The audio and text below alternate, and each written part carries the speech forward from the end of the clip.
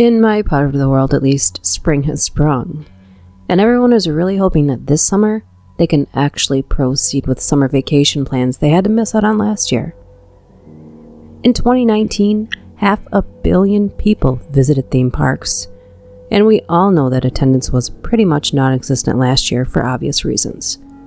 That being said, I would imagine this year attendance will skyrocket. So why not add an element of terror to it? I mean, isn't that what I'm here for?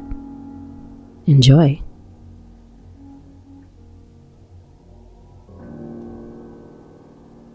Some years ago, I was working my summer vacation at an amusement park, running a roller coaster.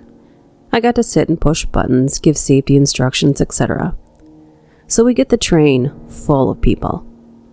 I get the all clear, hit the button, and start the train up the hill, when I see something out of my peripheral vision. A guy has somehow climbed the gigantic wall surrounding the ride, and has dropped down next to the track, where I'm about to send a metal train full of people at 40 miles an hour.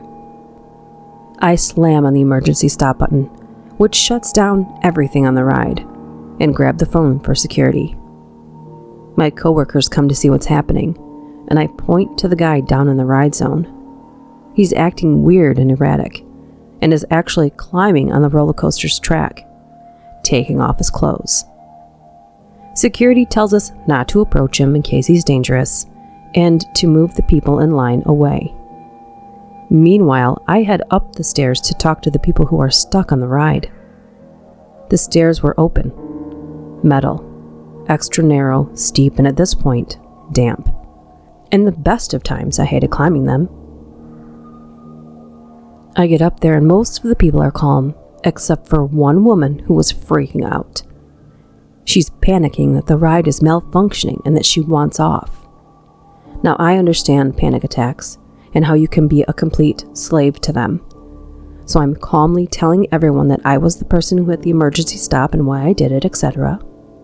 From their viewpoint, they could literally see the guy climbing up the track, with security chasing after him.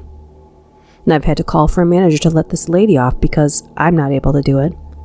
A manager arrives, lets the woman off, warns her about how dangerous these steps can be. And by this point, the police are arriving. All sorts of stuff's going on. They're trying to arrest this guy. That's when a guy on the right announces that he wants off too. So the manager lets him off.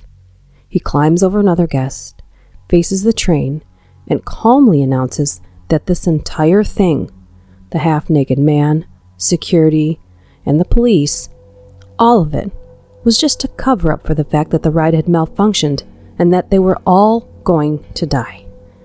And I'll be damned if they didn't believe him.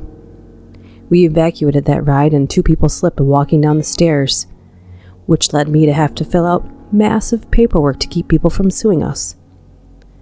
Thankfully, we were able to call a cop over to witness, and after the police left, the ride started back up with no issues.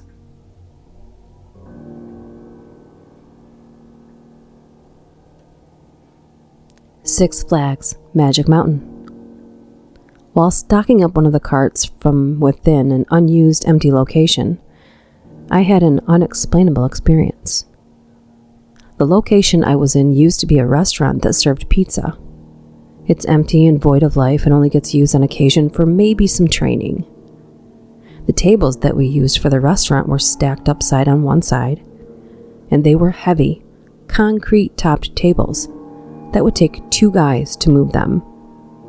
Upon entering the location and beginning my inventory, I felt uneasy and chalked it up to being tired and creeped since it was late. I get to the stockroom, and you have to pass by the dining area with the tables, and I did so without incident. After counting our overpriced ice creams, I turned around to head out the way I came in, look up. What met me as I turned around the dark corner freaked me out. Right there, blocking my exit, 3 tables sitting right side up and lined up, obstructing my path. I called out to see if anyone was there, and I was met with silence. I simply turned around and ran to the back entrance and left the building from there. Afterward, I explained to a coworker how I was alone up there and heard absolutely no one, and how the heavy-as-hell tables got moved and flipped so swiftly and silently.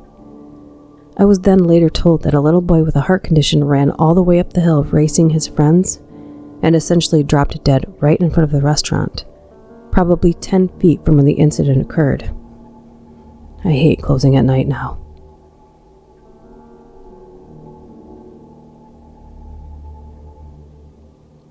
I was about 17. I was on lifeguard duty at the top of Dropout.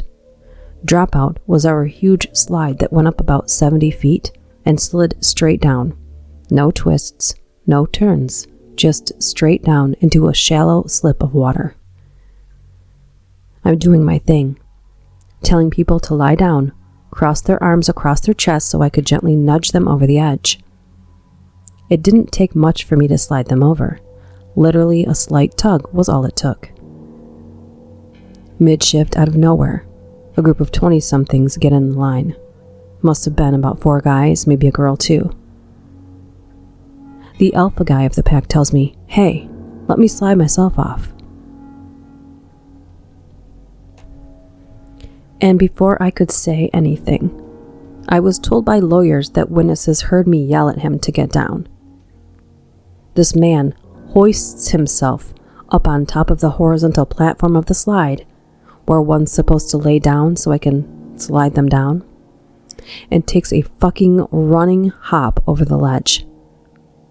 I think what he was trying to do was a cannonball land with his back against the slide. At least, that's my theory. Like they say when something bad happens, everything was in slow motion. The guy got lots of air, but I don't think he realized that the drop was almost 90 degrees down. In midair, he tried to self-correct his jump, his arms and legs wildly trying to feel for anything to grab onto. It never happened. Thinking about it as I write this, it was sort of like Wile E. Coyote when he runs off a cliff, and for a split second or two, he hangs there in the air realizing he's fucked. Somehow, he free fell between both slides. Dropout has 2 identical slides about 2 feet apart, and hit every iron crossbar that held up the 7-story deck. Lands at the base of the slide with just about every bone in his body broken. Compound fractures everywhere. He ended up in a wheelchair for the rest of his life and settled for about 1/10 of what he tried to sue for. Yeah, he tried to sue the park and me. Luckily, there were dozens of witnesses who saw and heard me yelling at the guy to get off the slide. It was also passed along to me by one of the managers later that he was royally loaded out of his mind.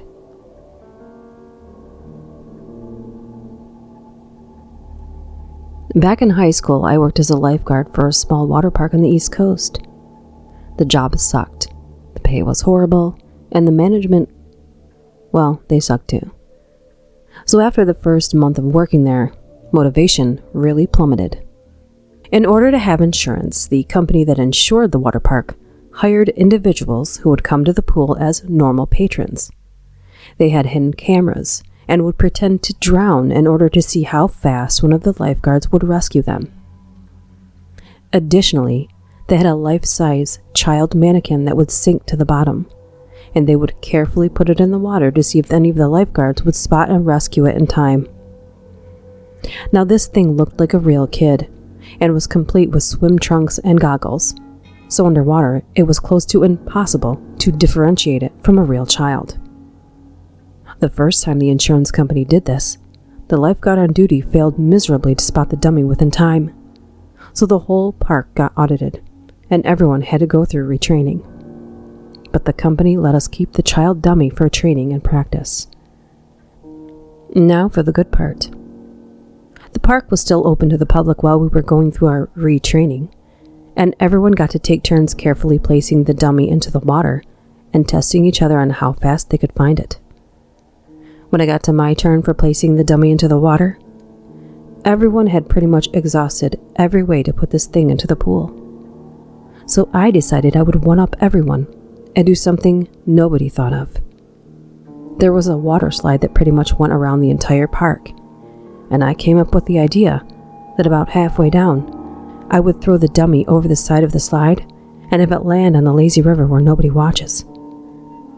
Well, about halfway down, I'd grab this thing and throw it off the slide and completely miss where it was supposed to land. Instead of landing in the pool, the dummy goes head first into pavement right in front of where all the chairs and families were relaxing. People were screaming. Kids were crying. Lifeguards were freaking out. And everyone thought they had just seen a kid fall 40 feet onto concrete and had his face completely smashed in. After numerous complaints and threats of lawsuits caused by the emotional trauma the guests had endured, I was fired that afternoon.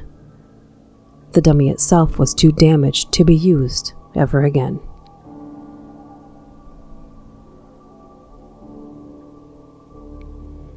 At our park, we had a slide that was about 60 feet high, one pipe, and the most popular went down at an 80-degree angle. It was completely open. You sat down and slid the 60 feet within 2 seconds. Quite a thrill, really. 2 guards manned the ride, one at the bottom and one at the top, to control the antics of the guests at all times. This is when I see a kid take 2 steps backward, and I know exactly what he's about to do. He must be stopped, I think. But what am I going to do? I have no way to contact the lifeguard at the top. There's no phone, no radio. I blow my whistle twice. The guards nearby look at me. The guard at the top turns around to find the source of my noise, to find me pointing at the kid. Too late. The kid ran and jumped clean off the slide. Now, up to this point in my life, I'd been afraid of things, but nothing in all of my life had made me scared until now. Seeing a young man fall to his impending doom and being powerless over it makes you feel terrible. Feeling, by some extension of logic, that you are indirectly responsible for this makes it even worse. Never in my life has my stomach and jaw dropped so fast at the same time. Dear God. To his credit, he assumed the proper position of arms and legs being crossed, but now he was clean in the air, flying like a lead brick. As he did so, his body turned ever so slightly. It was something he noticed and fruitlessly tried to correct. Instead, he fell some distance before hitting inside the flume and chaotically tumbling it down the ride. I called the paramedics immediately, and we had to backboard this kid out of the splashdown flume. He messed up his neck pretty bad, broke his fibula, I think. He was carted off in an ambulance and put in a brace the moment we got him out. They said he was fine. He did walk again, much to my surprise.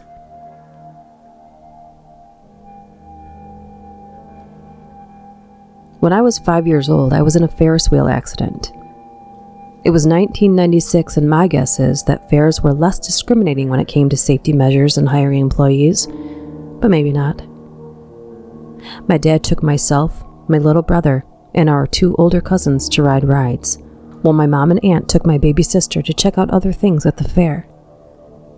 We had been riding the little kid rides, including the smaller Ferris wheel, when I remember my dad bringing us to the big Ferris wheel, and feeling the typical child's fear upon looking up at the big Ferris wheel and asking, "We're gonna ride that Ferris wheel?" Since my older cousins were excited, I mustered up the courage to go too, and my little brother followed along. I rode the ride with my 6-year-old cousin, and my little brother rode with the oldest, who I believe was 7. I remember gripping on as tightly as my little 5-year-old hands could grasp as the biggest ride I had ever been on neared the top. I hope I don't fall off. Before we reached the apex, the wheel started turning backwards, bringing us toward the ground. What we later learned was that the carnival worker had taken meth before going to work that morning and had been riding high all day. But as twilight fell upon the fair, the drugs were leaving his system, and the come-down was sapping his energy and focus. If you've ever been on a Ferris wheel or similar ride, you've noticed that they load riders on the opposite sides of the wheel, one group at a time, rather than all up on one side, as the carnival worker had done. Load the Ferris wheel unevenly, and any engineer or high school physics student could tell you the Ferris wheel wouldn't make it over the top before coming back down. We later learned that the operator had started to panic and began to push buttons to try and get the ride to go back up. But he jammed the system in such a way that the loading platform, which is supposed to be down when the ride is in motion, was stuck in the upright position. As the wheel came around, the footrests were hitting the platform until the wheel built up enough speed that they were breaking off entirely. The first few adults lifted their legs and avoided any injury. I was so small that my tiny legs didn't reach the base of the footrest, or we might have had a saw-style amputation. The footrest caught and broke off, flinging me out of the bucket seat face first onto the landing. It all happened so fast. As the situation set in, my dad's instincts kicked in and he realized he needed to get me away from the ride before I could get hit by anyone or anything else. He picked me up off the landing, laying me to rest in the grass away from the ride before turning his attention to my cousin. By now, strangers witnessing the accident had ran up and physically immobilized the Ferris wheel. My brother and cousin were still on the ride at the time, but they were safe. If you believe in guardian angels living among us, I very well believe these people saved our lives. My cousin was left holding onto the handlebar, dangling by one arm at least a dozen feet up in the air. And my dad stood on top of a wobbly fence and, stretching as far as his 6'1" frame could reach, grabbed a hold of her ankle and said, "I've got you." And the next thing he knew, she was safe in his arms. To this day, my dad said it was a miracle from God that he was able to get to her safely. My memory of the experience cuts from the initial fear as the ride went up, and the brief relief as it started going back down. I didn't know it was supposed to do that. Then to being on the grass away from the Ferris wheel, surrounded by firemen and adults asking if I was okay as I cried and rubbed my skinned knee. My mom said it was the scariest moment of her life as she came across a crowd of people and emergency personnel at the Ferris wheel, an obvious sign that something was wrong. And then seeing her nephew and my brother going, "Oh my God, where's my daughter?" to seeing the crowd of firemen surrounding me and panicking. I also remember getting to ride in the stroller, which I normally didn't get to do anymore since I was oldest, and getting a lot of attention and toys. I did have to see a lot of doctors after the accident, but I turned out okay. The whole experience scared my parents more than it scared me. They didn't let us ride fair rides for probably around 6 years afterward. We still went to the fair every year, but we just looked at the displays and did everything else. When I was 11, I got to ride my first big roller coaster, and I've been hooked on them ever since. I always wished that cell cameras had been a thing back then so that someone could have filmed the accident, and I could see it, rather than having to rely on my dad's story and reports from the lawyers and having to piece things together. I've also always wished that I could meet someone else who witnessed it and hear their thoughts. I guess it's never too late. My mother's biggest advice is to observe the carnival workers operating the ride. And don't let your kids on a ride where the operator appears too distracted, if you know what I mean.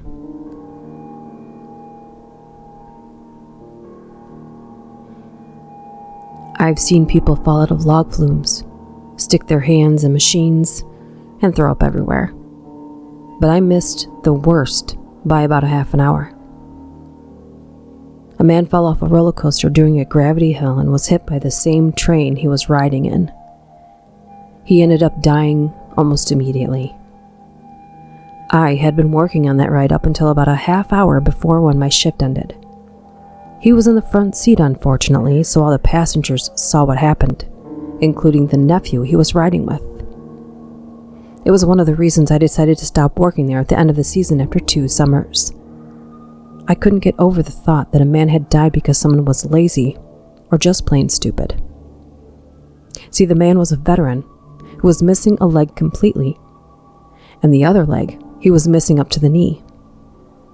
That only matters because the restraints came down over the legs with a lap belt, so he never should have been let on the ride, but was mistakenly allowed to by the ride workers. Well, boys and girls, what did we learn today? Puke and blood seem to put the theme into theme park, don't they? So proceed with caution. I'd like to thank you guys for listening, and if you liked it, please hit that like button and consider subscribing to my channel. Make sure you check out my last video so that you get entered into the March giveaway. See you next time.